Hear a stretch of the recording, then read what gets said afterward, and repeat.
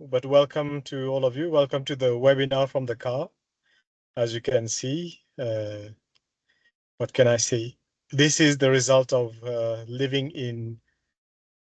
in parts of Africa where sometimes the power goes off, and instead of being in the house, you need to move to having internet connectivity and having well, being in the car, literally. Yeah.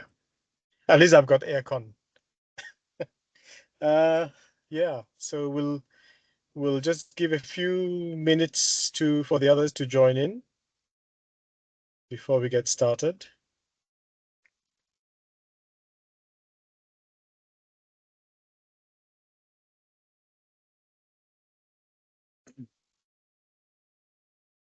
Yeah, some of us are lucky.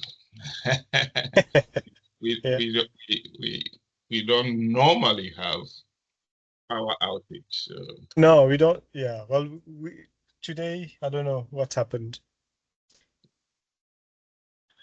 Usually they tell us if there's something, but usually if it's like that, it's a 5-minute cut. They might be reconnecting somewhere. But anyway, it had to be today. So let's see how it goes. Yeah, so Okay. yeah, those who are joining, welcome. Feel free to turn your camera on. It's going to be a conversation.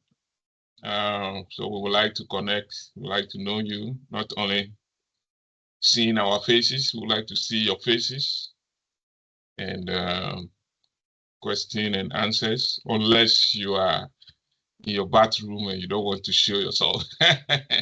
nowadays we yeah, nowadays people log into webinars from everywhere. So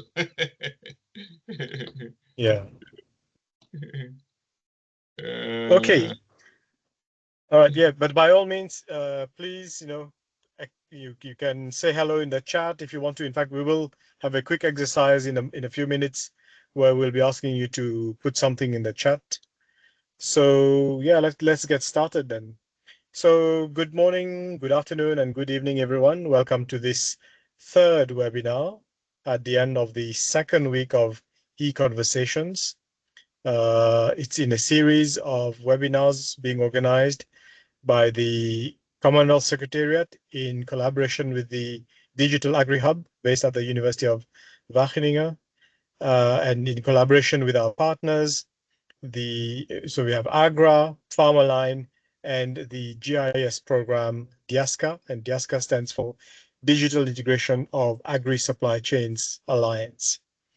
So as you can see, the title today is a deep dive into the concept of the NAgDI, National Agricultural Data Infrastructure. So Ben and I will be having this conversation, and obviously we'll be inviting you to join us through the chat. And eventually, as we go through, yeah, we can go to the next slide, and just some before we start, a few rules. Well, as Ben mentioned, we can please feel free to have your video on.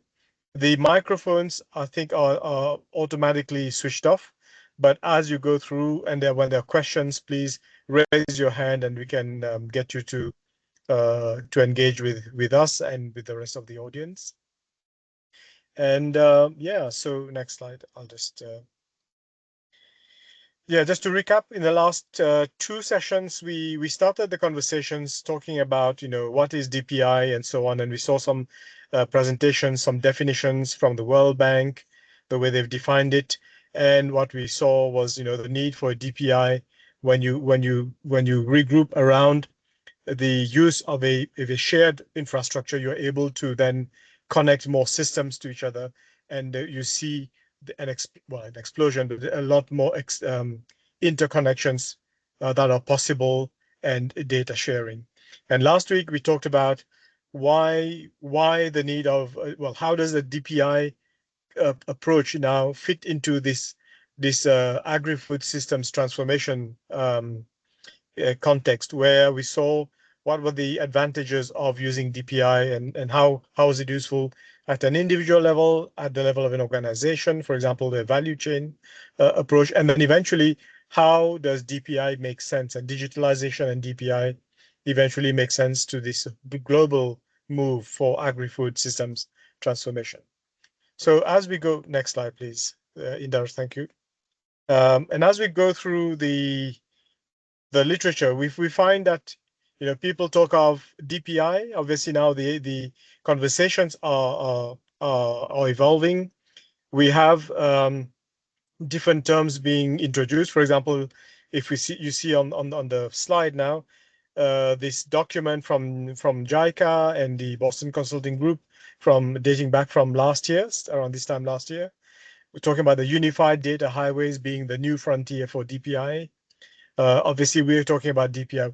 But the funny thing about it is that in many cases, when people talk about DPI, the analogy seems to be with a network of roads and vehicles and so on.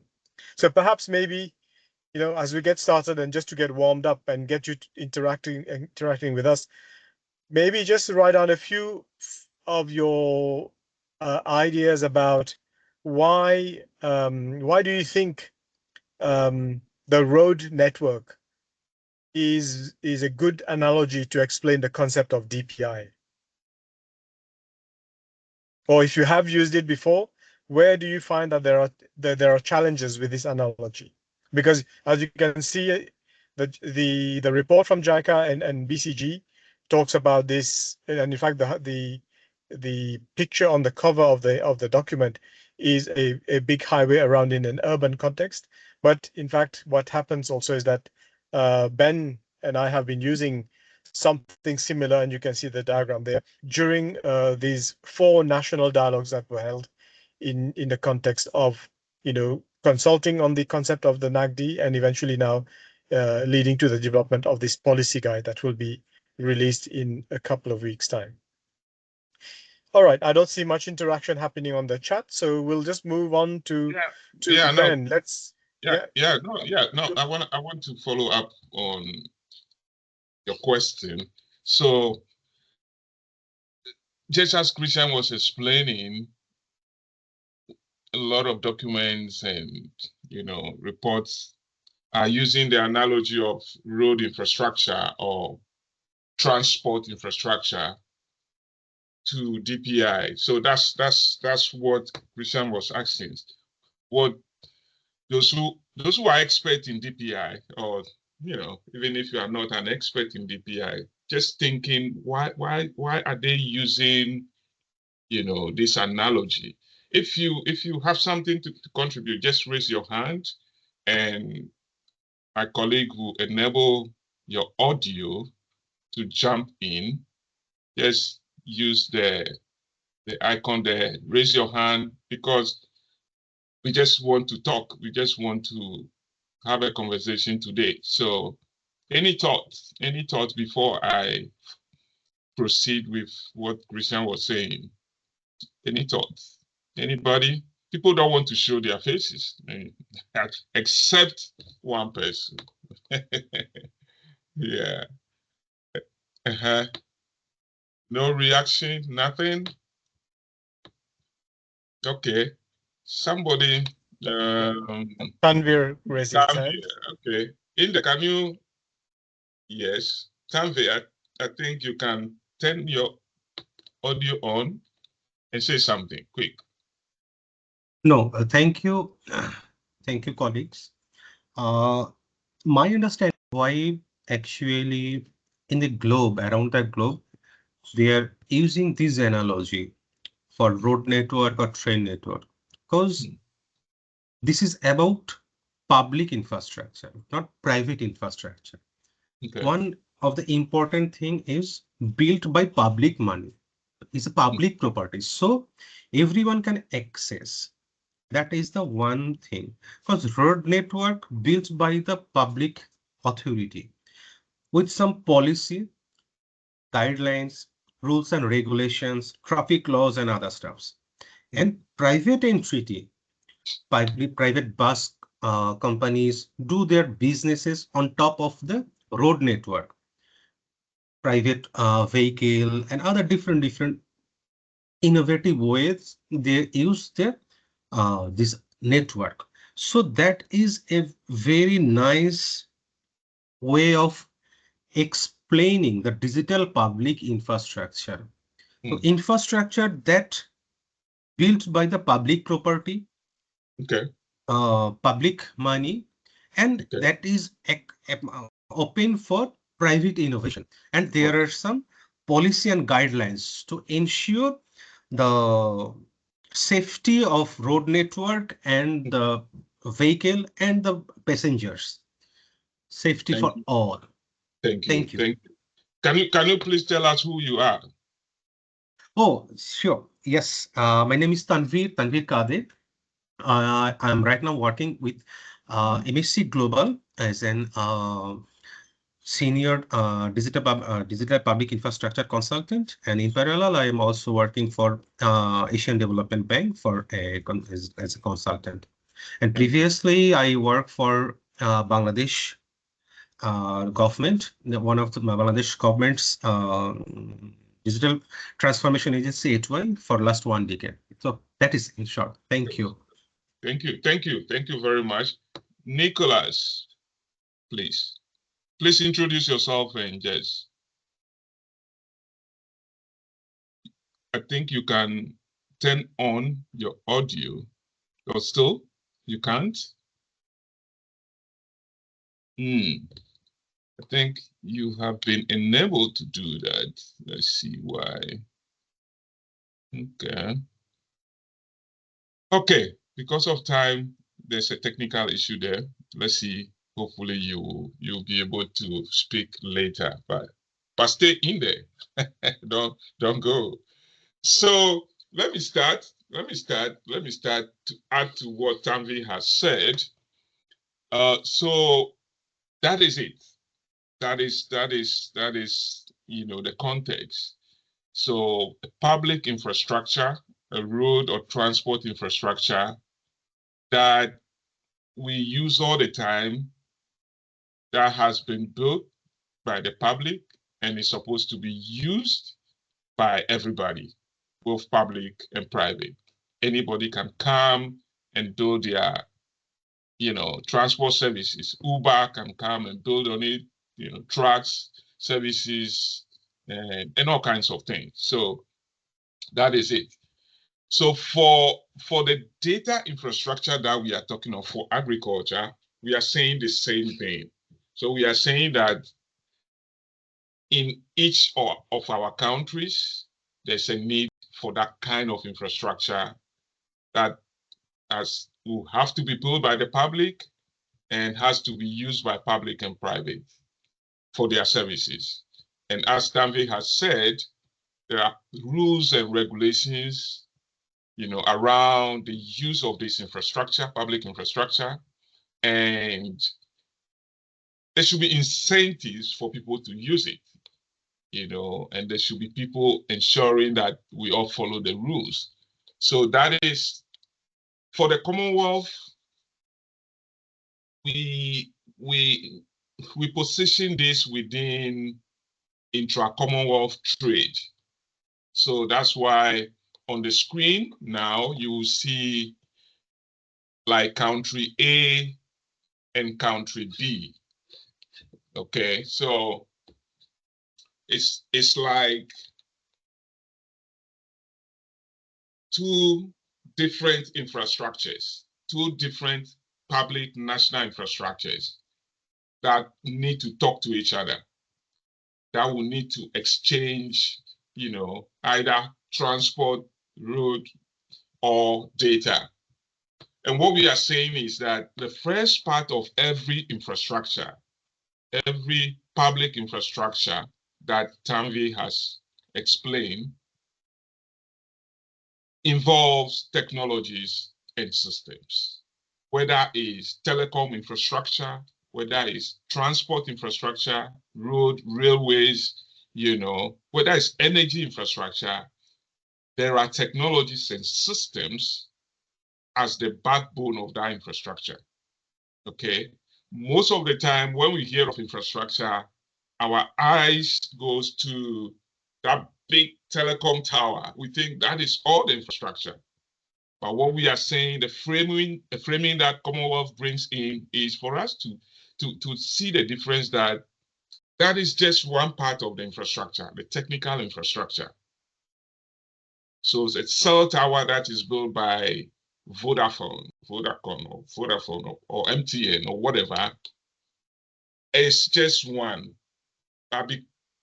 Until it is used by other telecom, shared by other telecom partners, there must be rules and regulations, as Stanley said, and it's not necessarily free for you to share that cell tower.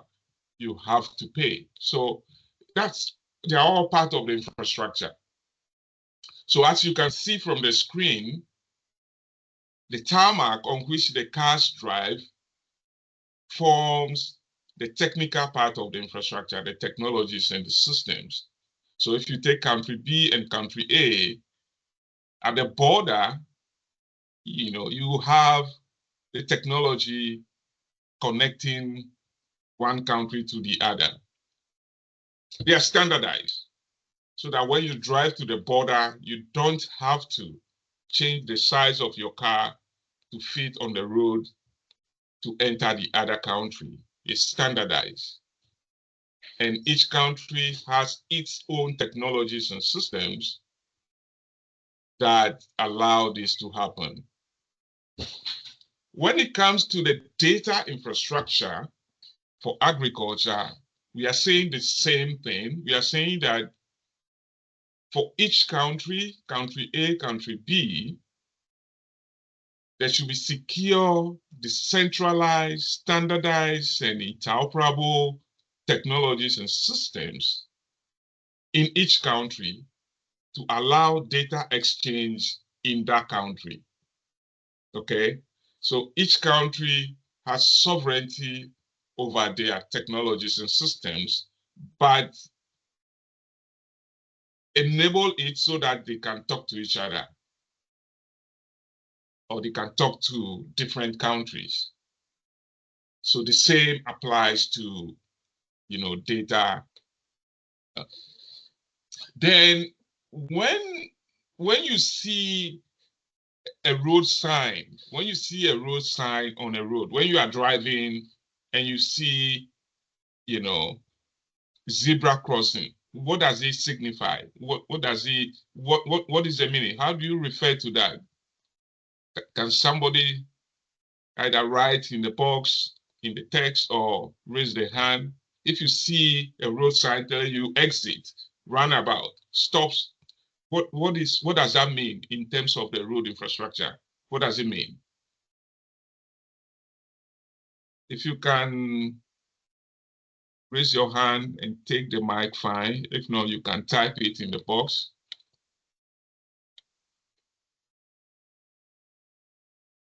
Anybody? Okay, so what that means is guidelines on how to use the technical infrastructure. So you can see from my screen now that the tarmac has changed. Now you can see the markings on the tarmac. And those markings are the guidelines, the policies, and the principles on how to use the technical infrastructure, the technologies and the systems. Okay, so you will see zebra crossing, you see lines showing exit, stop sign, zebra crossing, speed limit. All of those are the policies and the principles for the use of the tarmac. When it comes, I know people are typing now, good, thank you. When it comes to the data infrastructure, we are saying the same thing. We are saying that when country A and country B put in the rail, now they need to come out with guidelines, how those rails should be used. So those are for countries to develop robust and comprehensive national and global policies that balance the needs of individual nations with global alignment and are essential to create secure, accessible data. So we are saying every country data infrastructure will develop their national policy because it's your data. So you need to tell others how to use that data. But you also need to consider the fact that you might, at a point, you might need to exchange your data with another country.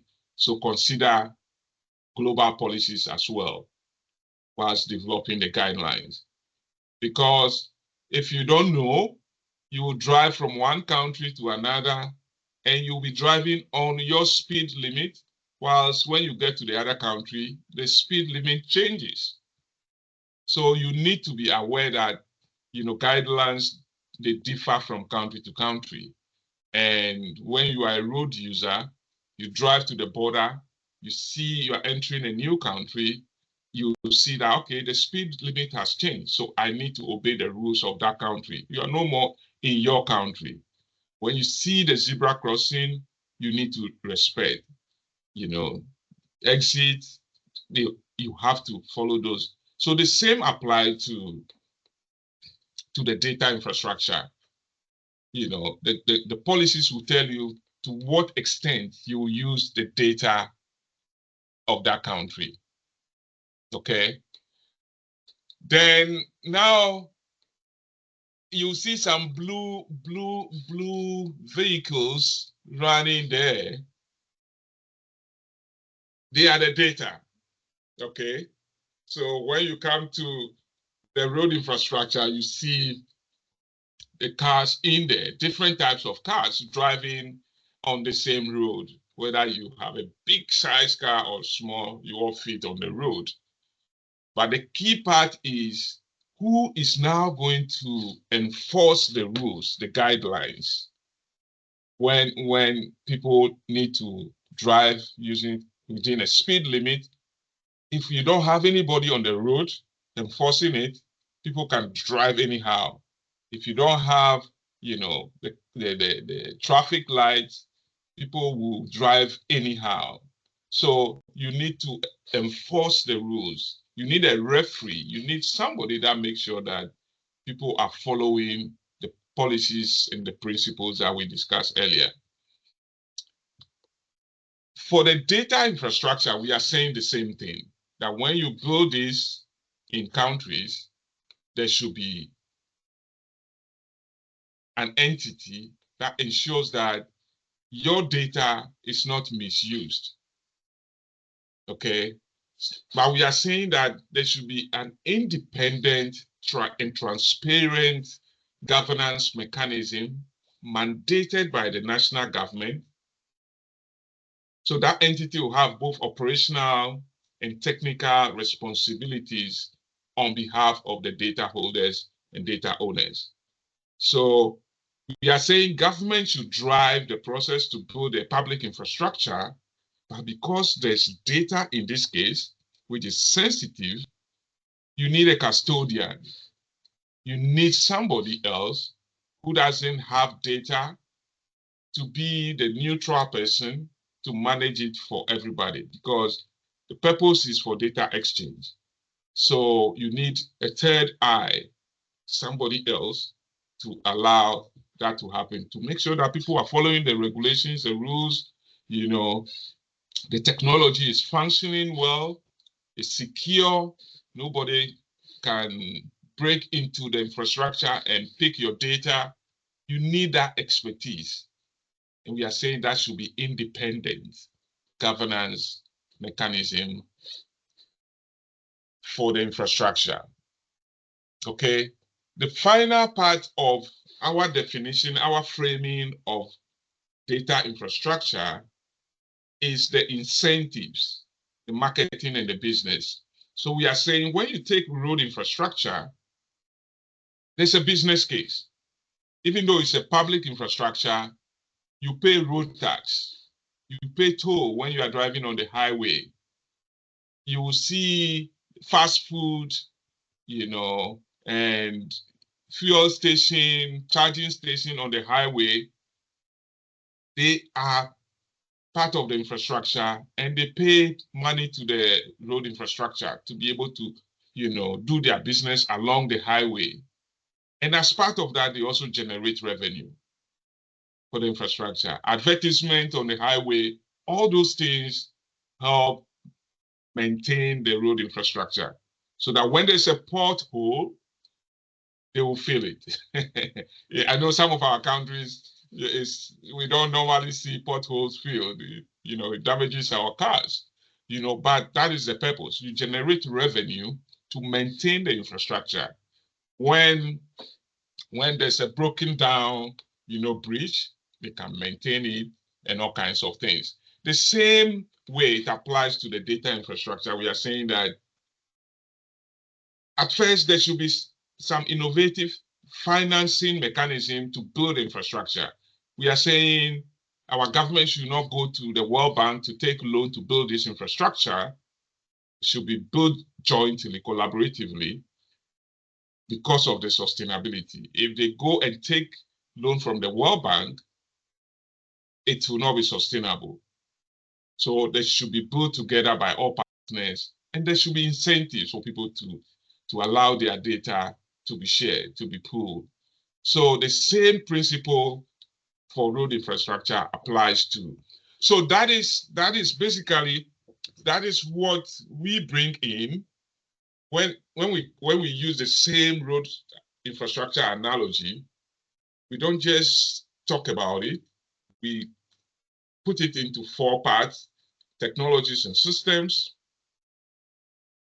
So this slide tells you the combined, infrastructure. It's not just a technical infrastructure, it has policies and principles.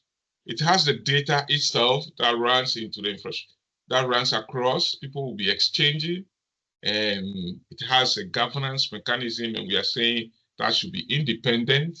And then it has an incentives, the marketing and business, to ensure the infrastructure is sustainable. We are saying that this is something that every country needs to have. And if we have this, then we're going to reduce further duplication of data collection and data, data duplication. Because those who already have agricultural data in the country will have the opportunity to exchange. And if you have some data and somebody also has a complementary data, you don't need to go and collect that. You can be part of the infrastructure, follow the policies and principles, follow the incentives, the business models, and exchange the data. And the system in the country become more efficient. If you are a service provider, you provide service to farmers, it will benefit you. If you are a policymaker, it will benefit you. Have access to macro level data. If you are an innovator, you have access to a pool of data to build your new app. If you are a researcher, you can dip into this infrastructure. It's not open, it's protected. You can send requests and get your data instead of going to collect it while somebody has collected it over the years. So that is the idea that is the addition that we are bringing into this data infrastructure for countries. I don't want to talk too much. I want to stop there.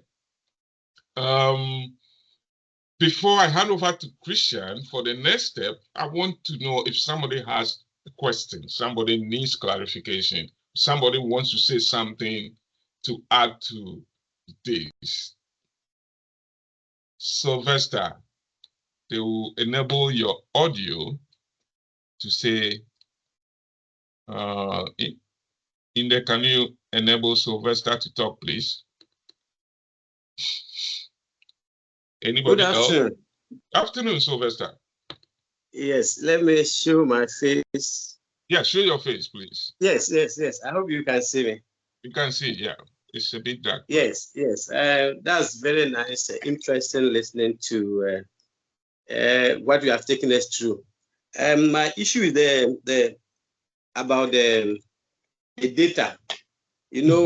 Access to data in developing countries is is considered as people use as power. to hold data, to hold information.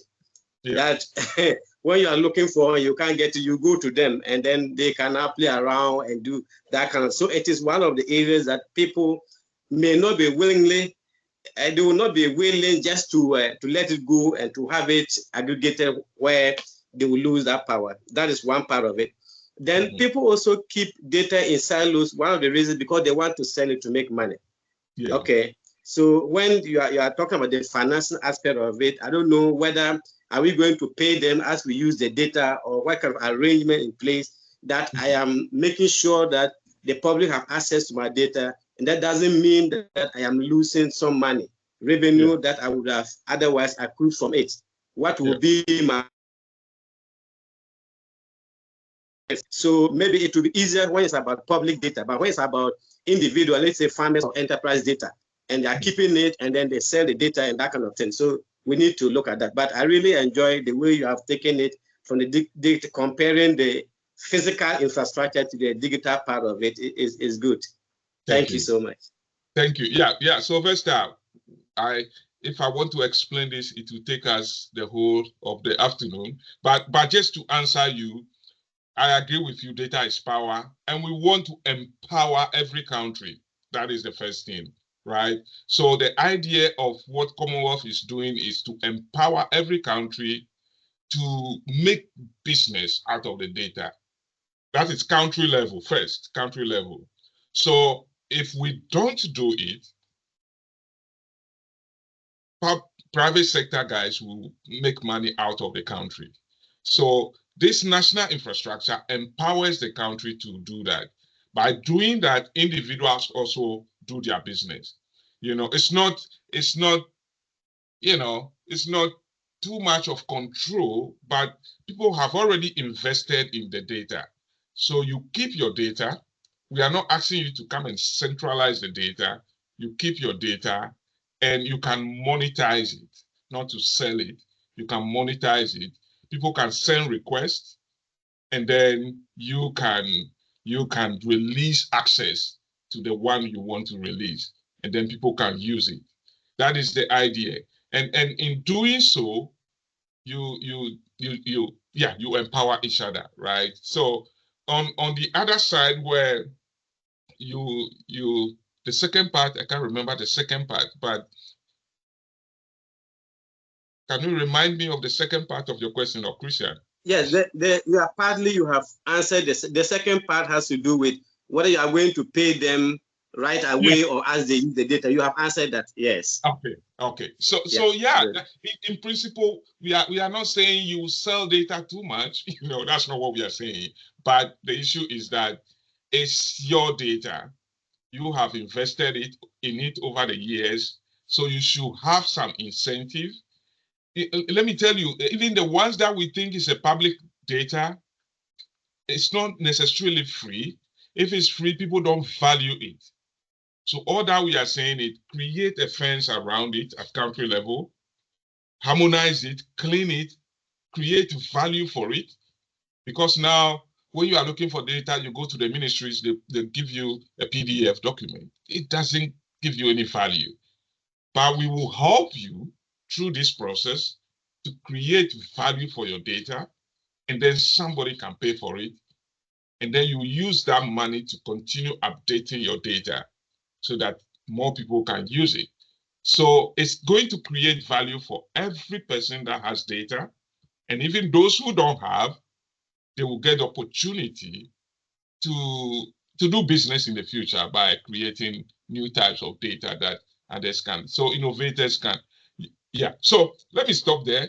Christian is itching to talk, but somebody has raised their hand. Please, please tell us your name. Yeah, I'm Professor Mohammad Mahabubul Alam. You may call me Mahabub, from Bangladesh. I work for Sherabam Agriculture University. We met and we attended multiple programs. We were in Dhaka, right? Yes, we met in Dhaka. Well, over the years, we have been discussing, and you are very enthusiastically working, inspiring us for developing this platform. But my major concern is that as a Commonwealth platform, what strategies you have currently to influence or motivate the particular governments, because we haven't seen that much from the stakeholder partners. And so the previous speaker was raised a very good questions like data ownerships or what is the value of the data, and you clarify it that these data are not free. These data we can monetize. But I believe that government or ministries of responsible countries, they knows the values of the data. But the thing is that we haven't advanced that much. We haven't achieved that much. So therefore, what strategies you could initiate so that we take the leads, we jump into the actual works, or we we start driving the cars on the roads that you are proposing, in fact. Yeah. No, I fully understand. I fully understand. And I agree with you. For more than 2 years now, we've been talking about it, right? Yeah, we were in Bangladesh in 2024. We were in Malawi, Ghana in 2023. So all of us are waiting to start. Just to let you know that on the 23rd of this month, we will be launching the policy guide. So all of you are invited to register. And so we are trying to build a coalition around this, and then identify, interested countries to start it. You need to start small and grow big. That's the idea. So Bangladesh is one of the countries that we need to start working, and we are going to depend on you guys. That's why we were in the country, a year ago to have this conversation. So Bangladesh is going to be one of the, the country cases that we're going to explore. So we are coming down, okay? We are coming back, and we would like you to also be the voice for us, because, we can't do everything from London here. So yes, the Commonwealth Secretariat, after we launch it on the 23rd, we are going to start engaging. So we are inviting all the high commissions here in London, the Bangladeshi High Commission, and all of them, we are inviting them. We want them to come and listen. And then we will work through the high commissions to come to the capitals to actually start something. And the idea is start small, get 3-4 companies that have complementary data set to start doing it, and then we scale it up. That is the idea. We can decide to also use, commodities built on rice, scale to wheat, and all kinds of things. So all those are part of the policy guide that we're going to launch. We have the detailed strategy for countries to consider. So I will now hand over to Christian to take us through some of the thinkings that we have in the policy guide. We don't want to reveal everything to you today because we're going to launch the guide, on the 23rd, and we want you to be part of the launch as well. So we're just going to give you a teaser, and then for you to ask questions, and we tell you, okay, come join us on the 23rd to hear more. So Christian will give you some ideas. Okay, yeah, that's fine. Yeah. Thank you, Ben. It's true. Okay, we will tease you, but we are already very generous with our knowledge sharing. So as Ben has illustrated before, in the conceptualization process, we have identified different aspects of what we feel are important to be considered in the development of NAgDI at the country level. And that's why we have this national dialogue. So Ben talked about these 4 components, plus there was also one area you see in the last slide he had. In fact, there's a link in the chat where you can download the slide, the one specific slide, which has all the 4 components, plus one where we talk about what is the difference between user data and content data. So we differentiate what kind of data that you could make public, or you could be sharing without losing your privacy, and different ways of sharing without losing that privacy. So if there's more interest, you can still monetize. So having done that kind of overview and the concept which came out of these discussions we had in these different countries, we one of the things we also did was, so how do we now take that concept that Ben described through this analogy of the roads, the highways, and the traffic signs and the regulations and so on? How do we now help a country prepare that in the form of an investment project? And that's how we said, okay, we have to go through the routine or the process of defining what we do for any project. We define what is the vision behind the investment, and as you can see, read on the screen, this is how we define NAgDI: to strengthen and harmonize existing individual data systems at country level. Okay, so we're not saying we are creating something new.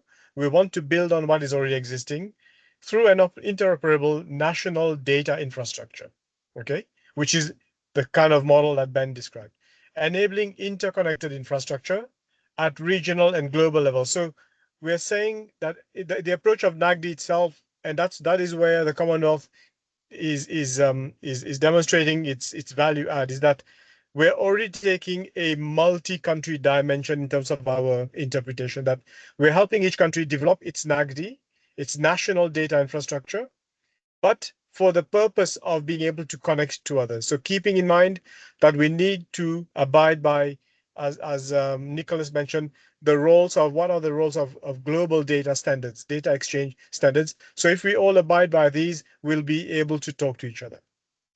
And by doing this, we end up creating a super highway for secure data exchange within and between countries and across regions for macro level decision making. So again, it's with this perspective in mind. So even when you get to a country level, we are saying, please be aware that what you're doing at a country level is being done in the context of you being part of a global community, or in this case, you're being part of the Commonwealth family of member states.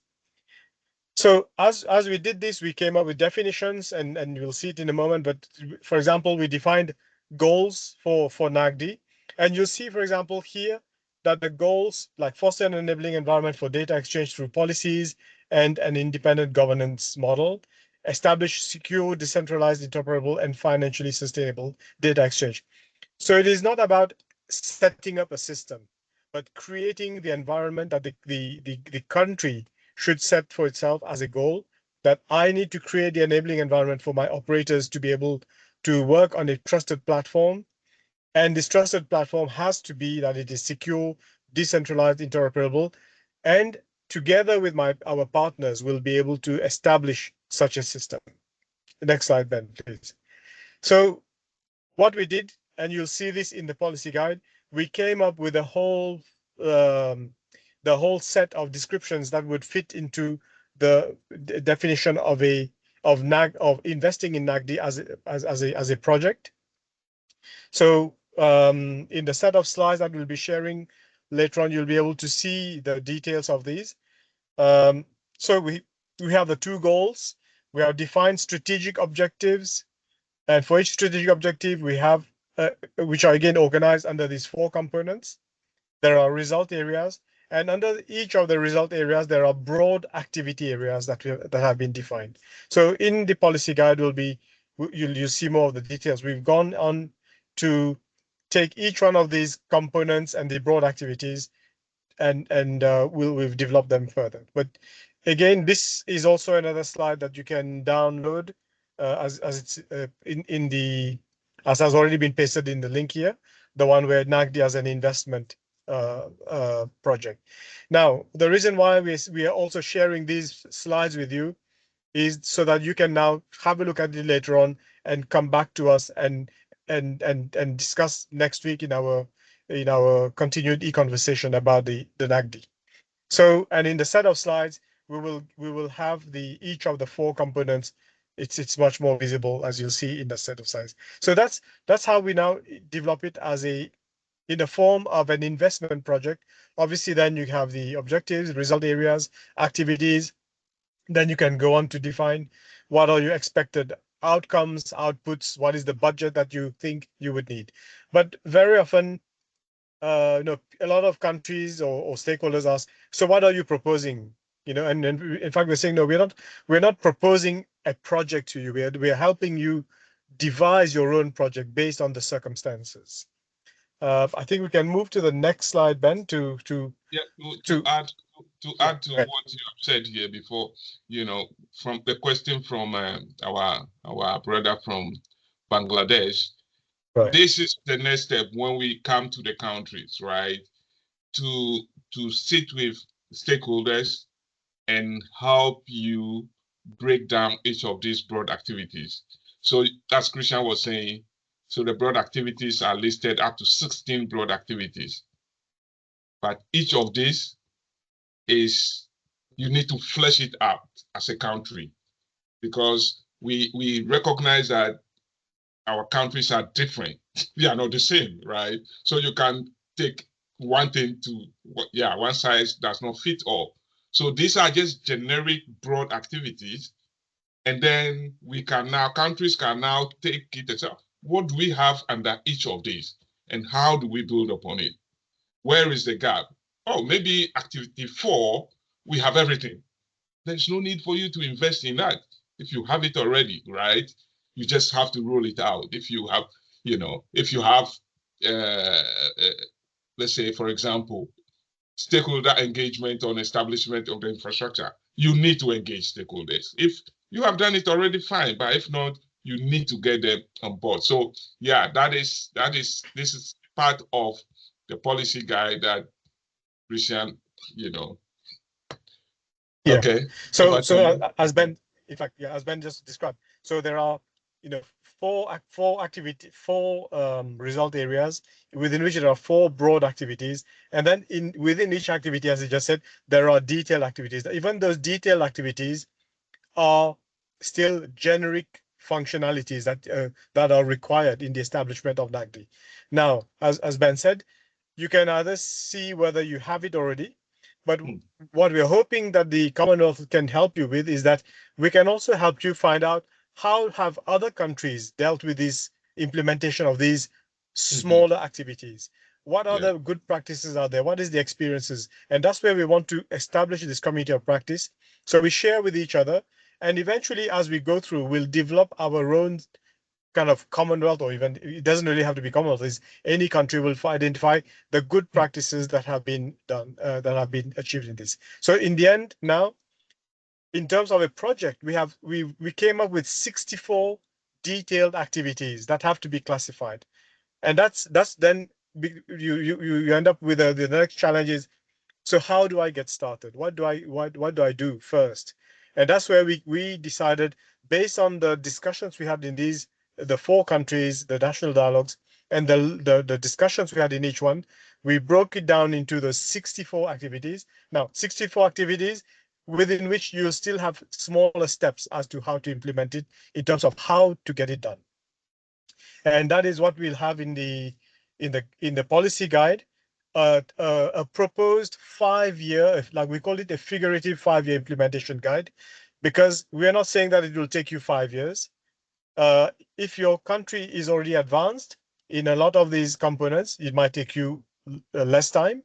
If you don't have it and you don't have the capacity on the ground, it might take you a longer time. But we thought, at least we're trying to communicate to people that this is not something you can do overnight or in a 1-year program, 1-year plan.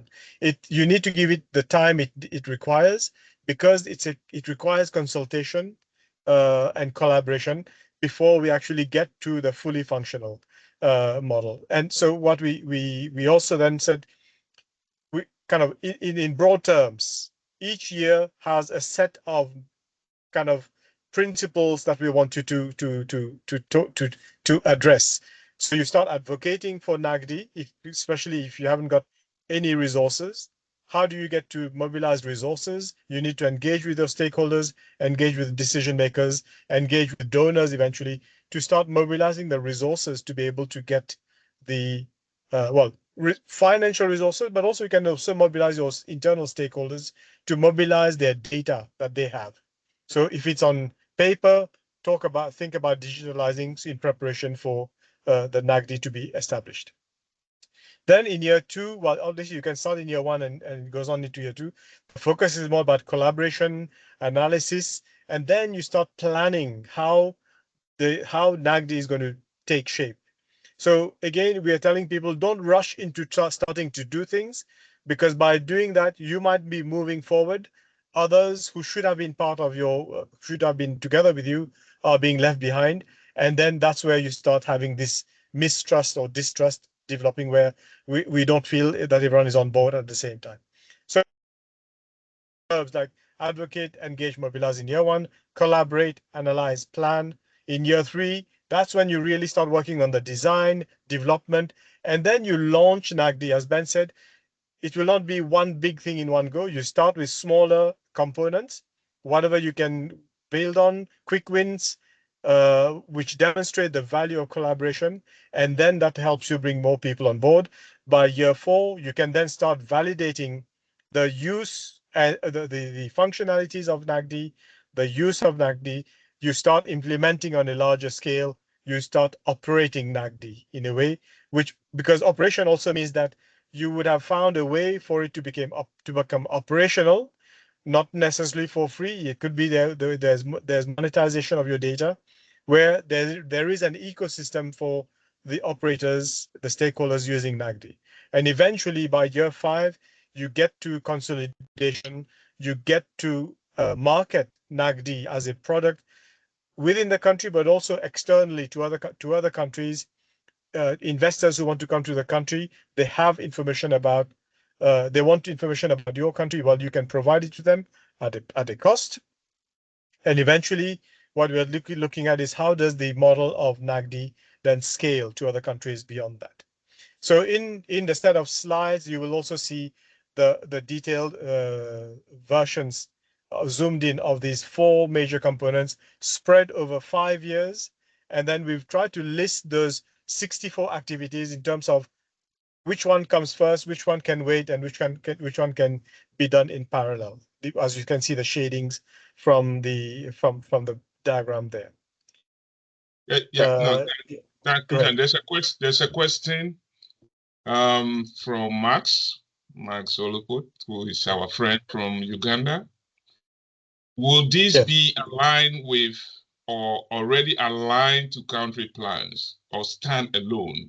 Example in Africa, recent CADEP roadmap with detailed strategies.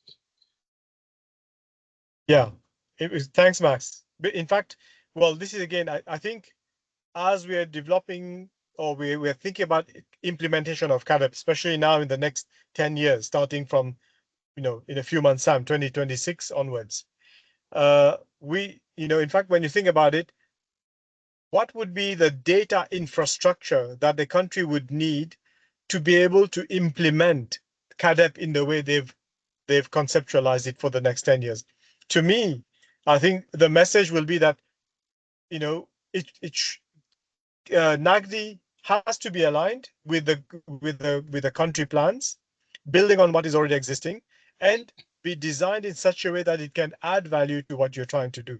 So I don't think there's any problem of any problem in terms of the need for alignment. In fact, they should be aligned, and in fact, I would say that the implementation of CADEP provides an opportunity for us to come together and discuss in what ways can a national agricultural data infrastructure help us even better become more efficient in terms of implementation of the CADEP activities we've scheduled for each country. And similarly, as a country uses such a model, they can share with others, and we have these, the biennial reports were there as a way of learning from each other. We have the peer review mechanism that was in place before, where again we can use that to learn. So there's a lot of complementarity between what the African Union is doing and what the Commonwealth has in mind as well. Yeah, and we've been in touch with the NEPAD crowd as well. So to add to what Christian said, what we are trying to do is for countries to open up, AU to open up, and then we work with them. What we are saying is they need this kind of foundation, even to measure the outcome of CADEP. When we went to, I will not mention the country in Africa, when we went to one of the dialogues, the message was, we get requests to submit data from our countries on progress. And you have not built capacity for us to give you that data. So we give you any data that we have. That's what they told us in the country. So at AU level, you think you are getting good data from the country, but you have not built capacity for them. So they give you garbage in, garbage out. So what we are saying is at, regional level, regional bodies, AU, let's work together, empower the country so that when we are looking for data at AU level, we will know we are getting good data from the ground. Basically, that's what we are saying. So we will love to work with them if they want, but again, it's not top down, it's bottom up. This is a bottom up approach. So yeah, over to you, talk to your countries and let them approach, us, and then we can work with them. Just before our time is up, but just to add two things from what Christian explained. Year one, for example, what we are saying is that as part of the advocate, you need endorsement from the country, from the highest level for this to happen. That is a key requirement. That in Uganda, you need approval either from the ministry or from, the presidency that we want to establish this. And once that is ready, others will jump on board. We don't want anything parallel. So the policy guide that we have developed is a document that you can take to your government and say, look, this is what Commonwealth has developed. We want to work with Commonwealth to establish this national infrastructure for our data. Give us the authority and we will do it. So that is the first part of the advocacy work that countries need to consider.